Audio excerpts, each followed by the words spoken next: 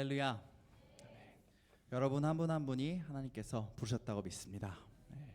저희 이 시간 예배할 때 아들을 아끼시지 않고 저희를 위하여 죄인을 위하여 고난을 감당하신 그리고 부활하신 예수님을 기억하며 그리고 찬양하며 나아가겠습니다.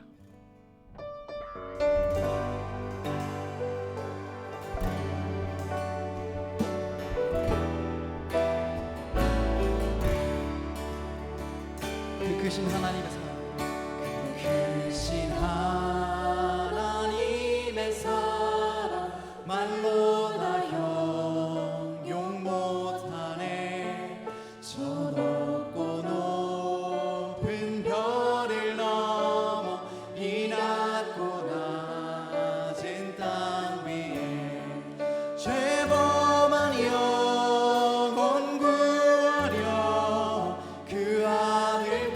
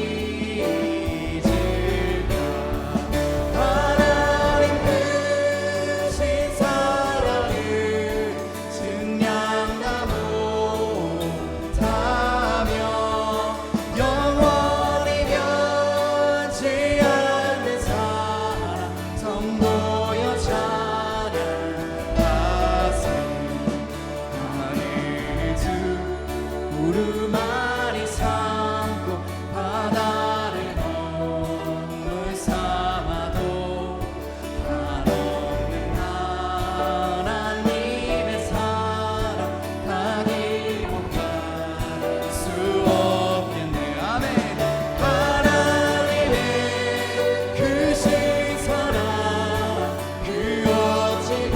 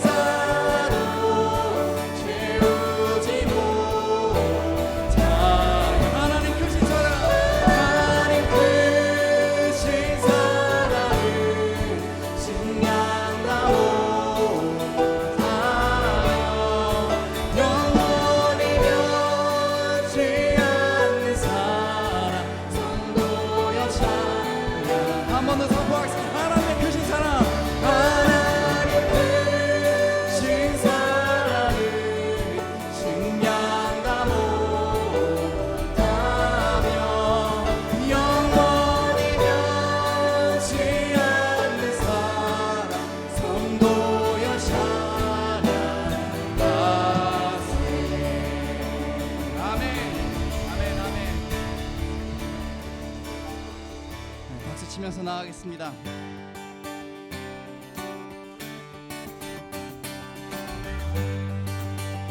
저희를 위하여 하늘 영광을 버리시고 십자가를 지신 예수님의 공로를 찬양하겠습니다.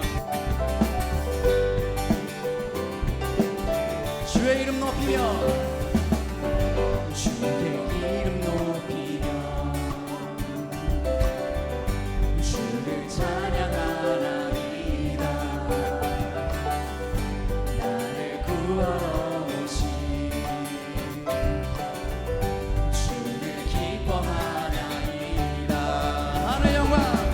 하늘 영광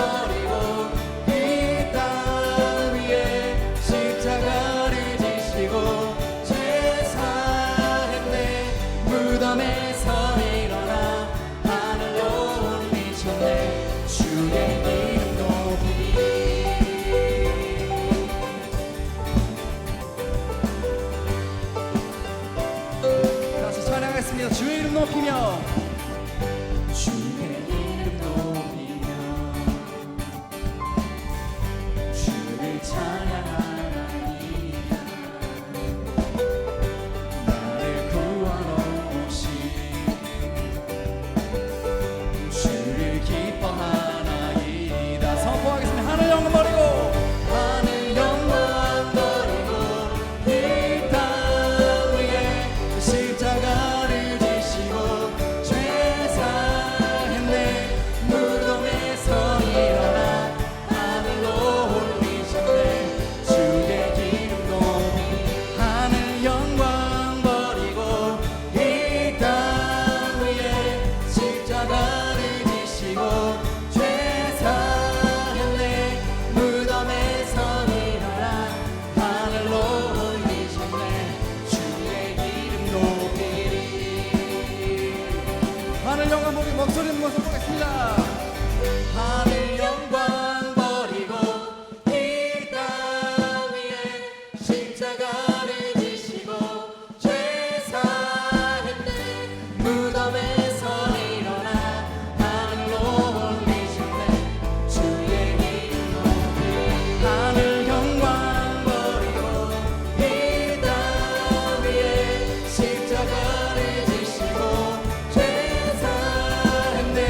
무덤에서 일어나 하늘로 올리셨네. 주의 기름 높이리.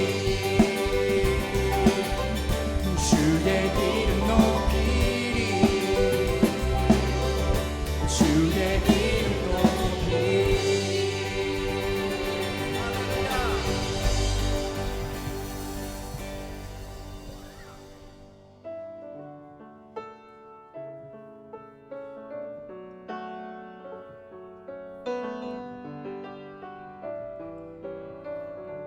내게 있는 향유 내게 있는 향유가 주께 가져와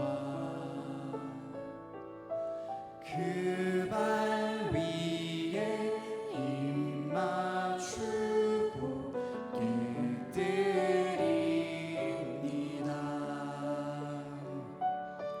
나를 위해 험한 삶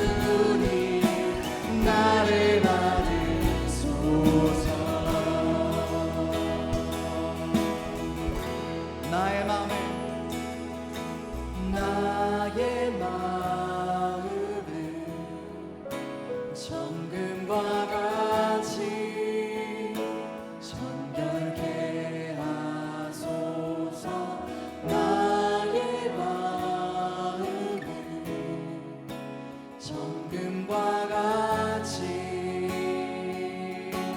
하소서. 내 영혼에 한 소망이 있으니 주님과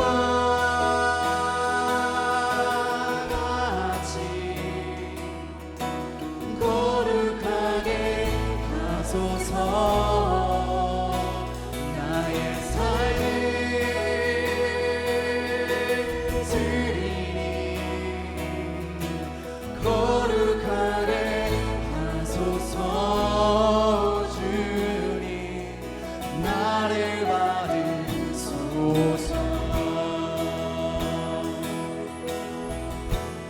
한 번 더 간구하겠습니다. 나의 마음을 나의 마음을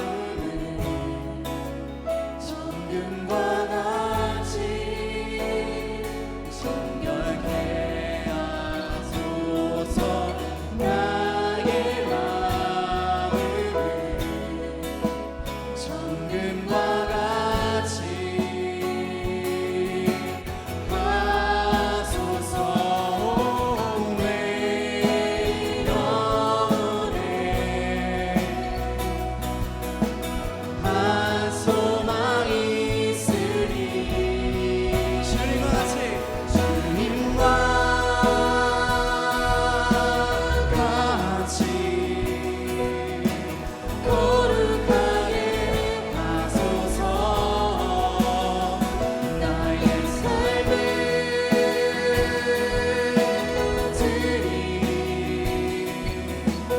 거룩하게 하소서. 주님 나를 받으소서. 내 영혼이 내 영혼에 한 소망이 있으니 주님과 같이 거룩하게 하소서. 나의 삶을 드리니 거룩하게 하소서. 주님 나를 받으소서. 나를 받으소서. 나를 받으소서. 나를 받으소서.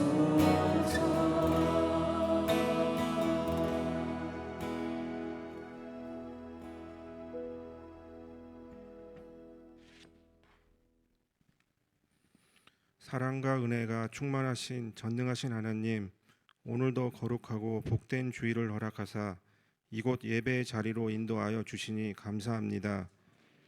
이 시간 저희들 힘든 세상 살면서 부족하고 연약하여 지친 마음, 아픈 마음 이대로 주님 앞에 나왔으니 하나님 주님께 드리는 이 예배를 통하여 우리의 힘들고 아픈 몸과 마음들이 하나님의 크신 사랑과 은혜로 위로받고 회복되는 시간 되게 허락하여 주시옵소서. 지난 한 주 동안에도 세상에서 바쁘게 살면서 무심한 마음으로 지은 죄 이 시간 회개하오니 불쌍히 여기사 용서하여 주시고 말씀으로 변화되고 충만한 은혜로 주님께 영광 돌리게 하여 주옵소서. 올 한 해는 우리 교회가 더욱더 큰 회복과 부흥을 통해 성도들의 삶에 많은 변화와 도전이 있게 하시며 과거의 일과 습관으로 굳어졌던 믿음들이 주님의 은혜로 온전히 회복되어 더욱더 큰 믿음을 발휘하길 원합니다. 여러 가지 기도 제목들이 하나씩 해결되어 갈 때 감사가 넘치는 교회로 서로에게 좋은 영향력을 끼치는 우리 주님 보시기에도 아름다운 모습의 삶을 살게 하옵소서. 항상 성도들의 가정들을 변함없이 살펴주시는 주님께서 가족 간의 사랑과 용서의 부요함을 주시고 가정을 힘들게 하는 나쁜 세력들을 물리쳐 주시며 감사와 기도로 어렵게 힘든 가정들을 회복시키사 하나님 보시기에 아름다운 가족들로 회복되는 은혜가 있게 하옵소서. 주일날 좋은 말씀과 뜨거운 찬양으로 예배드렸다는 것으로 만족하며 끝나는 성도들이 되지 않게 하여 주시고, 오늘 받은 이 감격과 기쁨의 메시지를 가지고 한 주 동안 가정과 회사와 학교에 그 감격과 기쁨을 나눌 수 있는 참 소망교회 성도들 되게 하여 주옵소서. 올해의 모든 계획이 무엇보다 말씀의 권위 아래 있게 하여 주시옵고, 그리고 저희들 모든 마음의 문을 열고 그 말씀에 반응하게 하여 모두가 한 마음으로 예배 드릴 수 있게 허락해 주시옵소서. 목사님 말씀 전하실 때 성령과 지혜로 충만하게 하여 주시고, 능력의 말씀을 통해 우리를 향하신 하나님의 뜻을 깨닫고 온전히 기쁨으로 순종하여 십자가의 사랑과 부활을 능력으로 세상을 향해 여호와의 영광을 선포하는 존귀한 자로 살아가게 하옵소서. 우리 교회와 각자의 인생에 개입하셔서 항상 복을 주시기를 원하시는 우리 주 예수 그리스도 이름으로 기도드립니다. 아멘.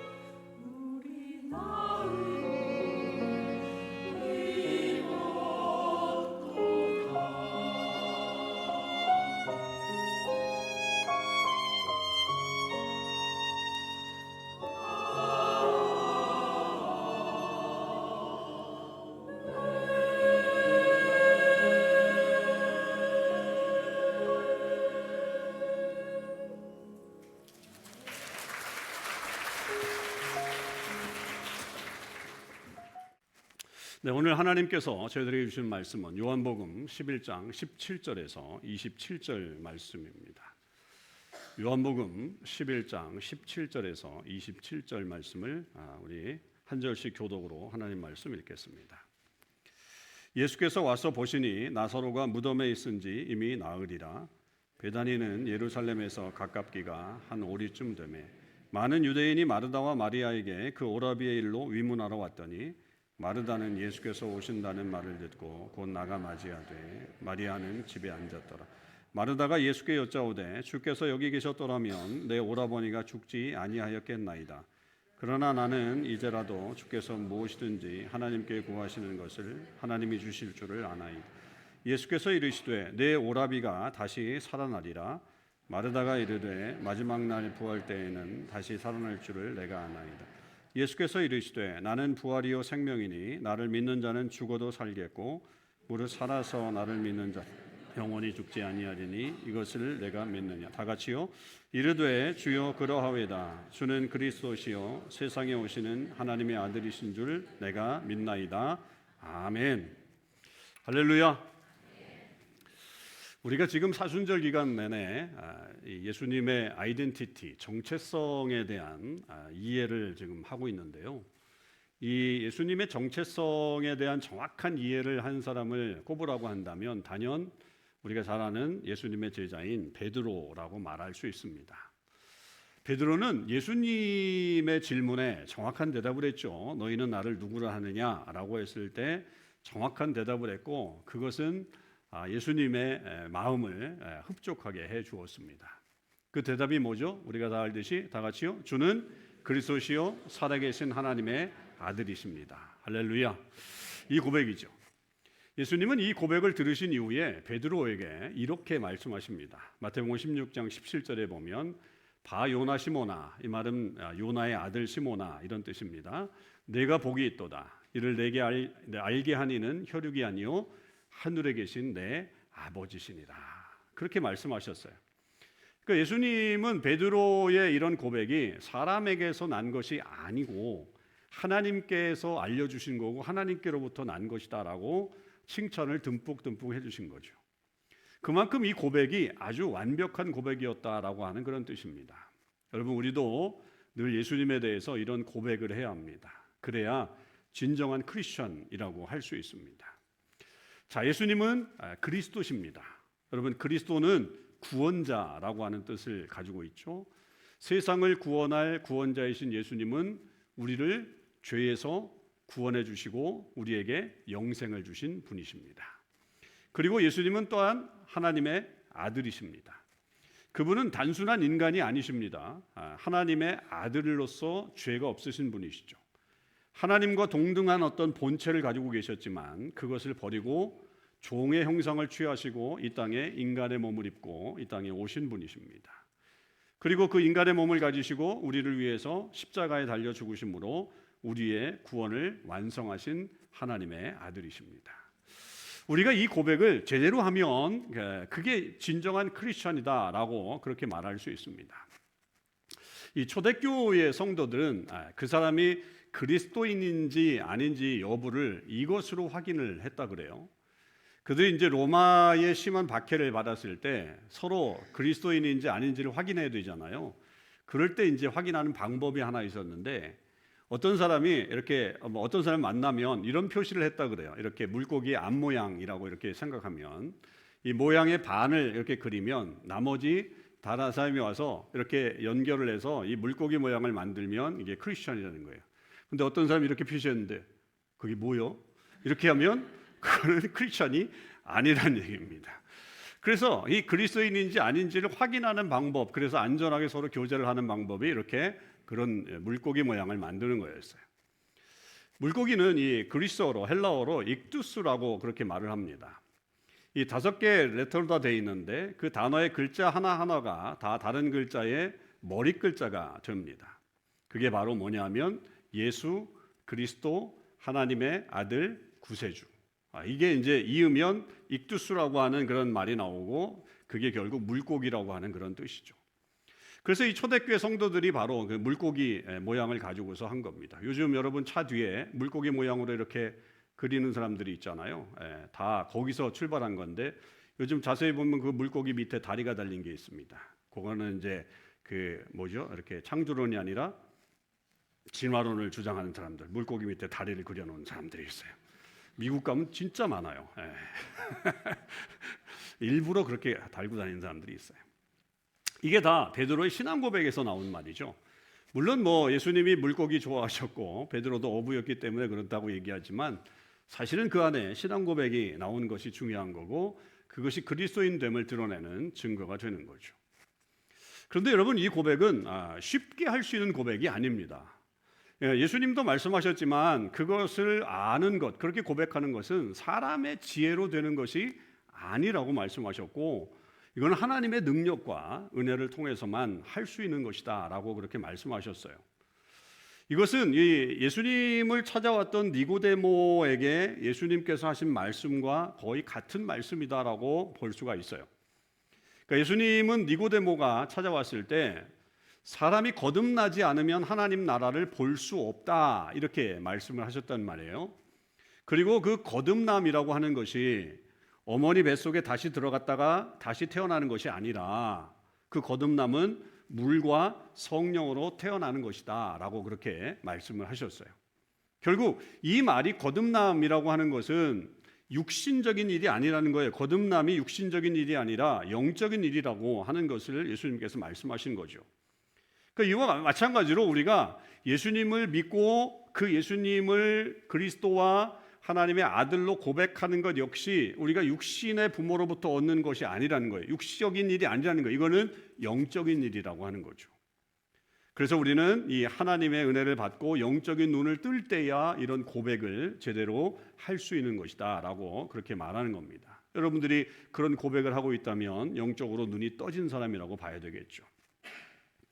자, 이런 놀라운 믿음의 고백을 한 사람이 한 명 더 있습니다. 그게 오늘 주인공인 마르다죠. 마르다의 고백이 27절에 나옵니다. 오늘 본문 27절을 다시 보시면 이르되 주여 그러하오이다. 주는 그리스도시요 세상에 오시는 하나님의 아들이신 줄을 내가 믿나이다. 이렇게 고백을 하죠. 베드로와 거의 동일한 고백이라고 볼 수 있죠. 다만 한 가지 차이라면 하나님의 아들을 가리키는 말이 살아계신 하나님의 아들에서 세상에 오시는 하나님의 아들이라고 하는 것으로 이렇게 바뀐 것뿐입니다.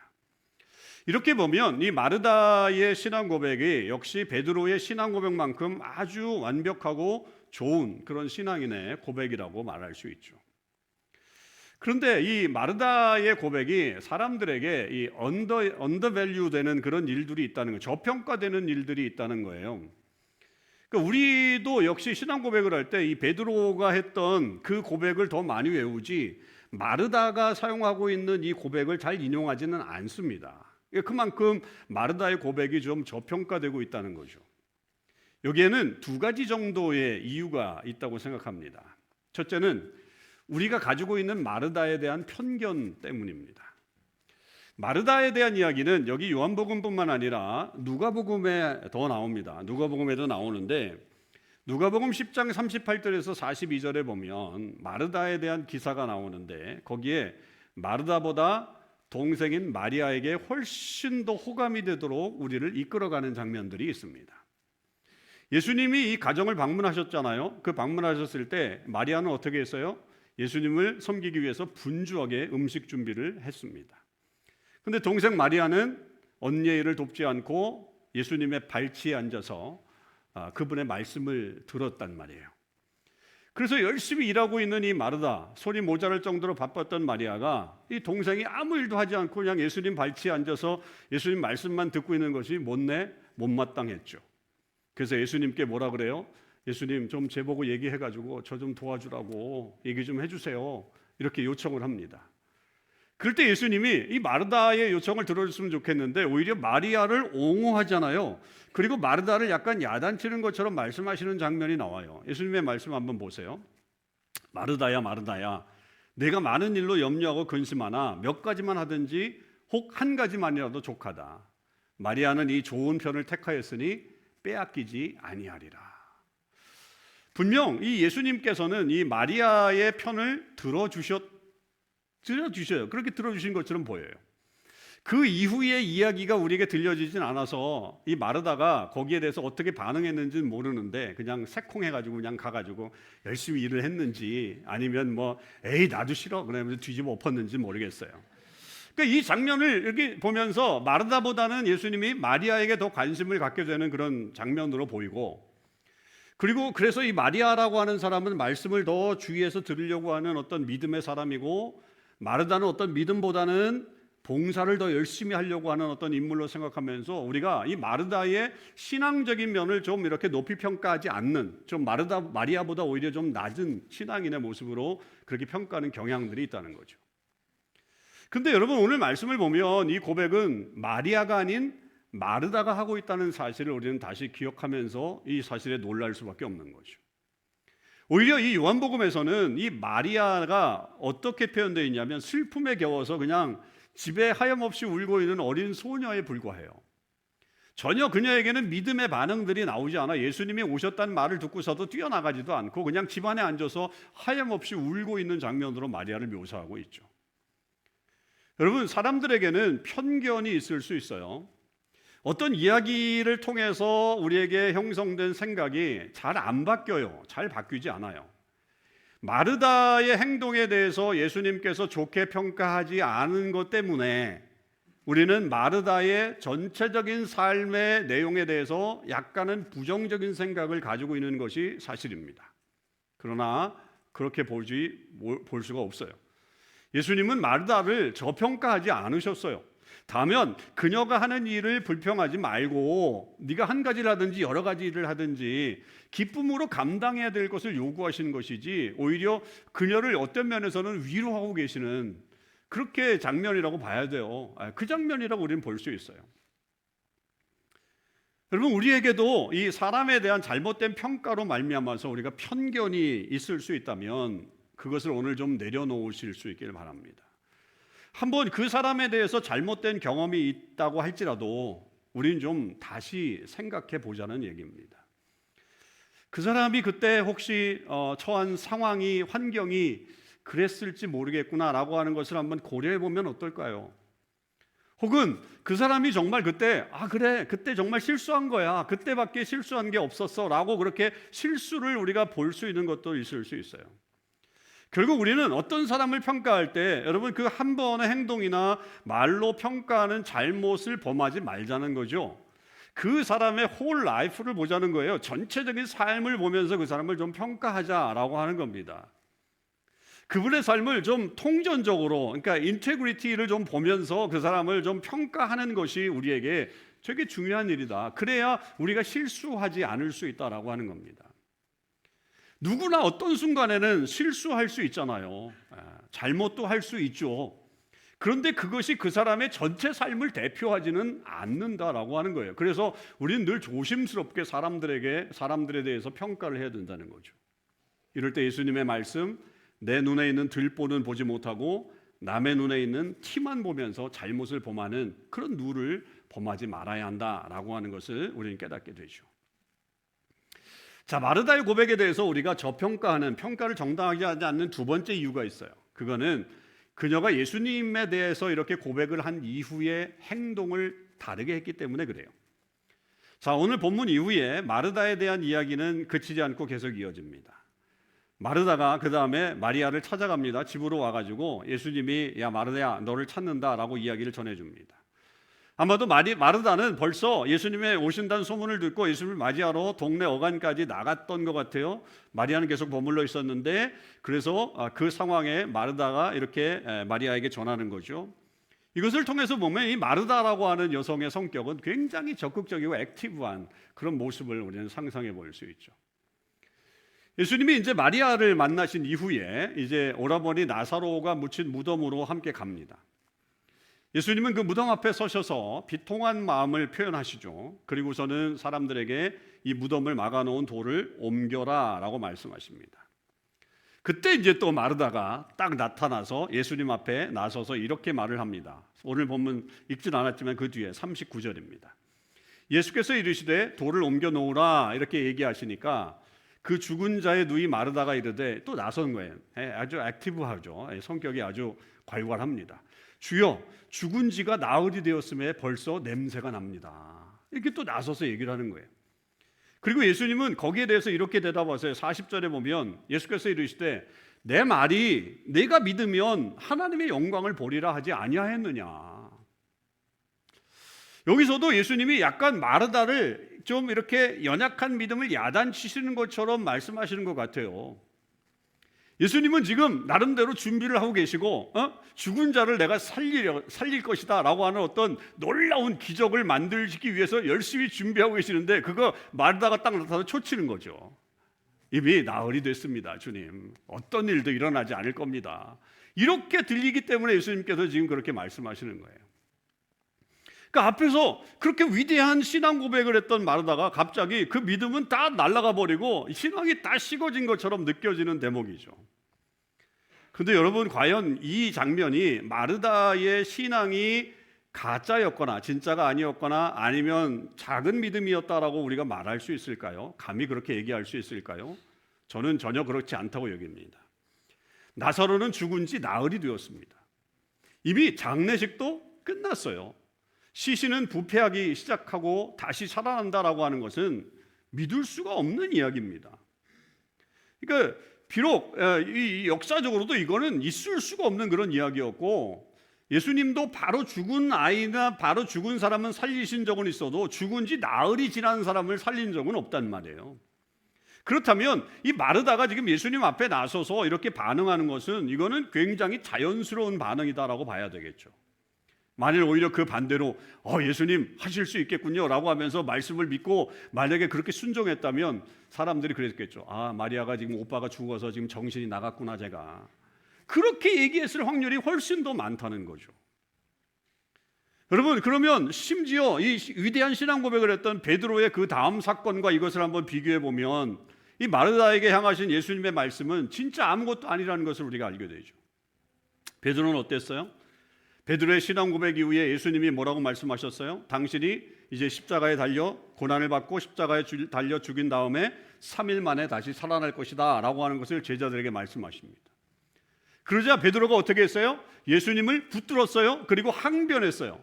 우리말은 그렇게 표현되어 있지만 이 말은 영어 성경은 그대로 표현되어 있는데 이게 예수님을 야단쳤다는 거예요. 예수님, 소위 얘기하면 멱살까지는 안 잡았을 건데 예수님 붙들고 예수님 지금 뭔 소리 하고 있어요? 지금 뭔 소리 하고 있는 거예요?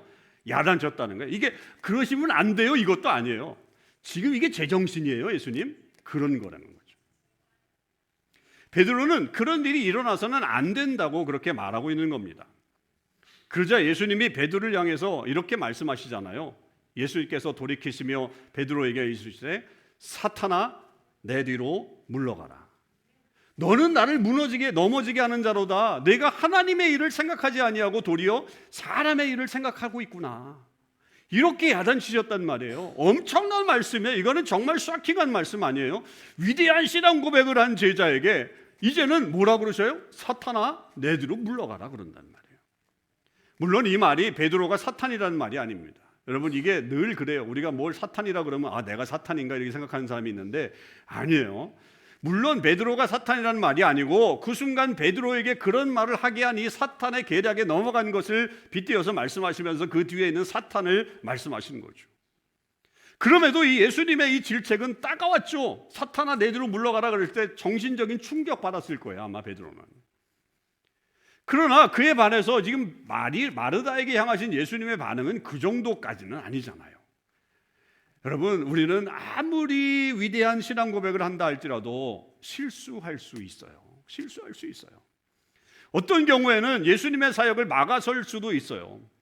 그런 경우는 안타깝죠. 그래서는 안 되는데 그런 일들이 일어날 수도 있어요. 그러나 그렇다고 해서 그 사람의 어떤 신앙 고백이 거짓은 아니라는 거죠. 인간적인 약점이 있다고 해서 믿음이 부족한 사람이라고 치부해버려서 매도해버려서는 안 된다라고 하는 것입니다. 마르다는 아마 금방 후회했을 거예요. 성경에 안 나왔지만 금방 후회했을 거예요. 예수님이 나사로를 다시 살려내셨잖아요. 아마도 그녀는 그걸 보면서 그렇게 생각했을 거예요. 내가 조금만 참을걸. 아유 입방정이야 입방정. 입이방정이야. 그랬을 거예요.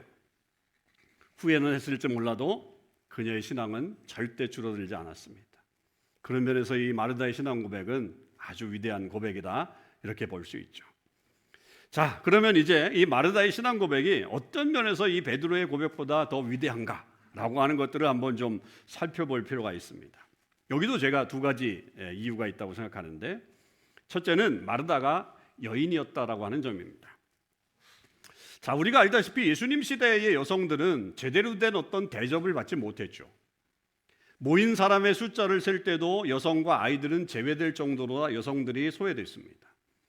법정에서 증인을 할 때도, 위트니스를 만들 때도 여성들은 증인이 될 수가 없었습니다. 여성들의 지위가 그 정도였죠.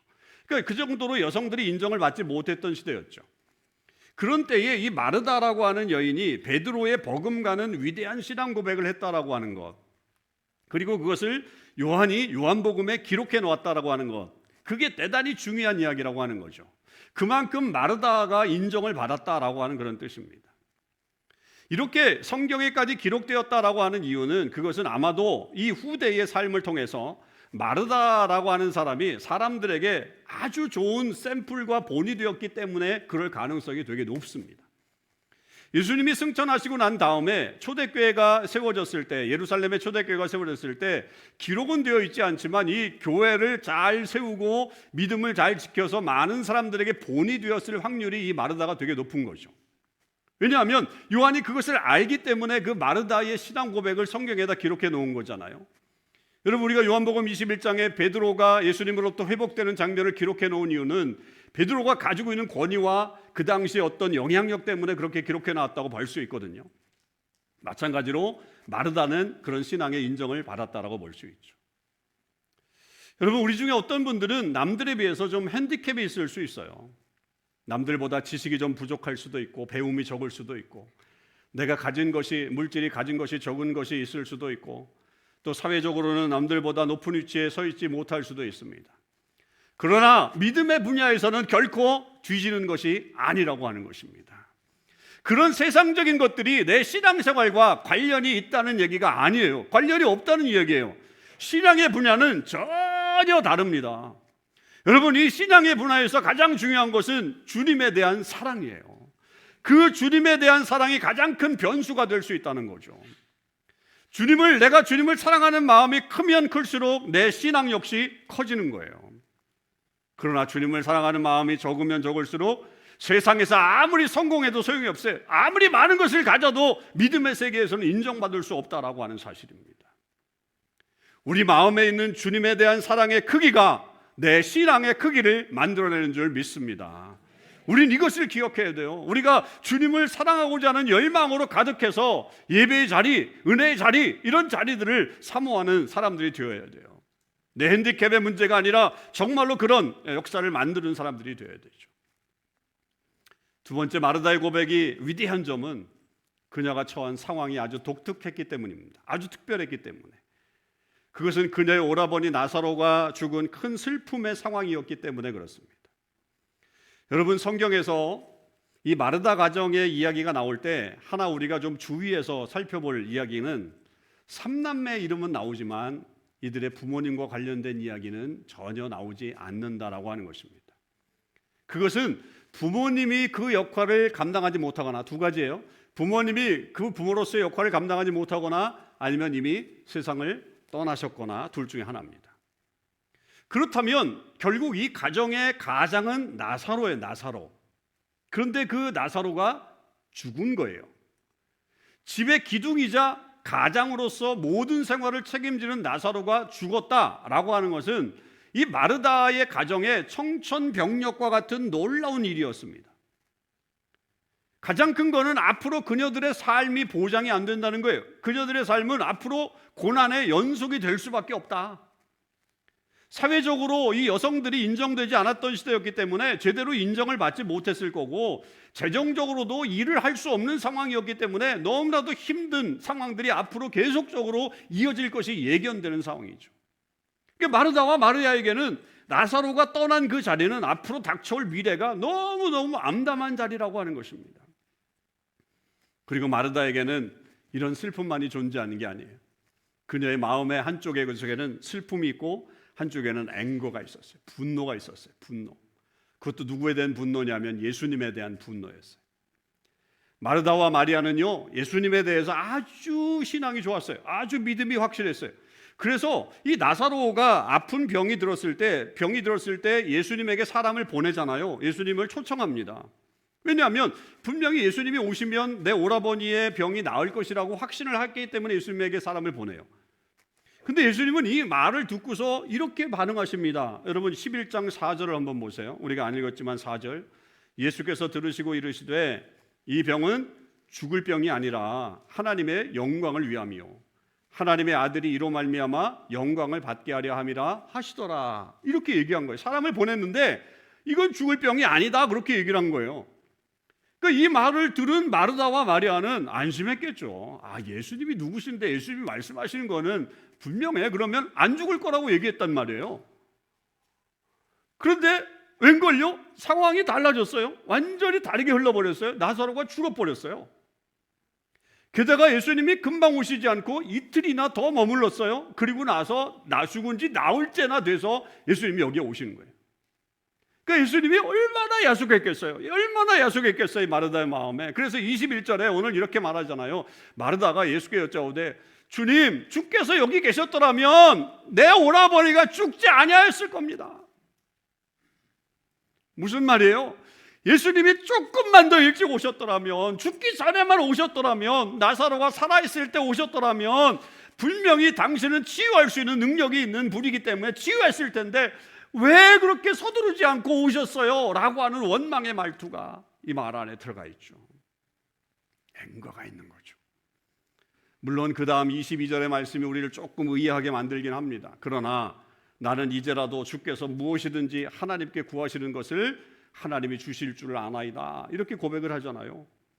그러면 마르다가 이 말을 통해서 보면 나사로가 다시 살아날 것이다 라고 생각한 것일까? 아니에요. 그러나 그 뒤에 말씀을 보면 마르다는 나사로가 당장 살아날 게 아니라 부활의 날, 마지막 날에 살아날 것이라고 고백을 해요.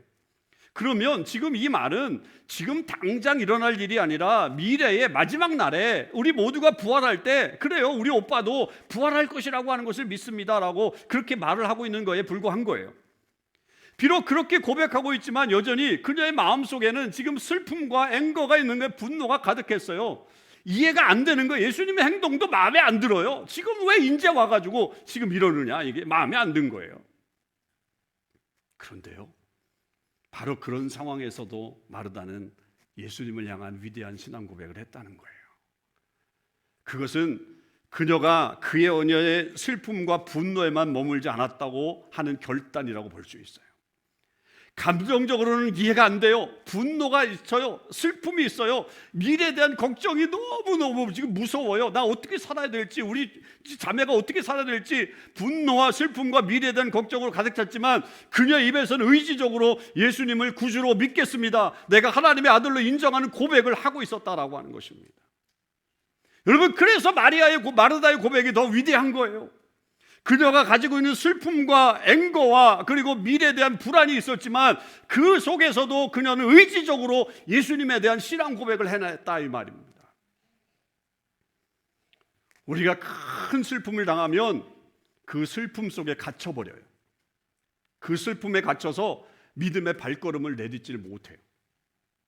우리 안에 엄청난 분노가, 이 앵거가 생기면요, 은혜가 사라져버려요. 은혜를 몰아내요, 이 앵거는. 게다가 내 미래가 불투명해. 어떻게 살아가야 될지 그렇게 예상되면 적극적인 믿음의 길을 행하기보다는 내 혼자 힘으로 발버둥 쳐봐서 애써야지, 이런 생각이 우리 속에 머리가 들어오게 돼 있어요. 여러분, 아니에요. 그렇게 하지 마세요. 절대 그렇게 하지 마세요. 오히려 슬픔의 때에 슬픔으로 내가 모든 것이 갇혀 있다고 할지라도 주님을 향한 믿음의 발걸음을 떼어놓으실 수 있기를 바랍니다. 분노가 가득할 때, 내 안에 분노가 가득할 때 하나님의 은혜를 내몰지 말고 하나님의 은혜를 구하실 수 있기를 바랍니다. 미래가 불투명하다고 여겨지시면 여러분, 나가서 일을 하는 게 아니라 예배의 자리를 확인해서 다시 나오실 수 있기를 바랍니다. 하나님은 그 자리에 여러분과 함께 계십니다. 비록 늦다고 생각하죠. 예수님이 왜 이렇게 늦게 오셨어요? 그렇게 예수님은 나사로가 죽은 지 나흘이나 지나서 마리아의 집을 방문하셨어요. 그러나 이미 말씀하신 것처럼 예수님은 그것을 통해서 하나님의 영광을 나타내셨고 하나님의 아들이신 예수님 역시 영광을 드러내셨습니다. 말씀하신 대로 그렇게 이루어졌어요. 주님은 여러분의 슬픔의 자리에 여러분과 함께 계십니다. 여러분의 분노에 공감하십니다. 그리고 그 분노를 누그러뜨려 주십니다. 그리고 여러분의 미래에 계속해서 주님은 여러분과 함께 주실 것입니다. 그리고 그 삶을 통해서 주님은 여러분들을 통해 영광을 나타내실 것입니다. 그러니 우리가 섣부르게 행동하지 마십시오. 함부로 말하지 마십시오. 그래서 은혜를 소멸하는 사람이 되지 말고 주님을 끝까지 바라보면서 우리의 믿음을 고백하십시오. 그러면 그 믿음의 고백 위에 하나님의 영광을 나타내는 일들이 벌어지고 하나님의 영광을 나타내는 삶을 살게 될 것입니다. 기도하겠습니다. 이 시간 우리가 좀 하나님 앞에 기도하죠. 여러분, 우리도 주는 그리스도시요 살아계신 하나님의 아들이십니다. 주는 그리스도시요 하나님의 아들이십니다라고 하는 이 위대한 고백을 하는 사람들입니다. 그런데 우리는 그것을 어떤 때 고백을 했나요? 지금 이 마르다의 상황들을 돌아보면 마르다는 정말 여러 가지 부족한 게 또 연약한 것이 많았지만 그 속에서 그녀는 의지적으로 믿음을 고백하며 나아갔던 것을 볼 수 있습니다. 그녀는 여성이었습니다. 그 당시에 인정받지 못했던 사람이었지만 그녀는 담대한 이런 믿음의 고백을 하는 믿음의 사람이었습니다. 그녀는 큰 슬픔 속에 있었습니다. 오빠를 잃는, 가족을 잃는 슬픔이 있었습니다. 가장과도 같은, 아빠와도 같은, 오히려 어떨 땐 남편과도 같은 그런 가족을 잃었습니다. 예수님이 오시지 않는 것 때문에 분노가 그 속에 가득했습니다. 앞으로 자기들은 어떻게 먹고 살아야 될 것인가 걱정하며 살았습니다. 그 걱정이 태산 같았습니다. 그러나 그 중에서도 마르다는 고백을 했습니다. 주는 그리스도십니다. 하나님의 아들이십니다. 그 믿음의 고백이 하나님을 영화롭게 했습니다. 하나님의 영광을 나타나게 되었습니다. 여러분, 우리도 어떤 상황이든지 그런 고백을 하는 사람들이 되십시다. 우리의 슬픔 속에 갇혀 있지 마시고 우리의 분노 속에 은혜를 내몰지 마시고 여러분이 앞으로 인생이 어떻게 될지 모른다는 것 때문에 그저 그냥 내 혼자 살아가려고 하는 의지만 가지고 살아가지 마시고 주님을 붙드십시오. 주님에 대한 믿음을 고백하면서 나가십시오. 그럴 때 하나님께서 여러분들과 함께 하시고 그 길을 걸어가게 하실 것입니다. 우리 입술에서도 그런 고백이 계속 이어지기를, 하나님 우리의 어떤 삶에서도 하나님 그렇게 주님 앞에 나아갈 수 있게 해달라고 우리 간절한 마음으로 다 같이 소리내서 통성으로 기도하시겠습니다.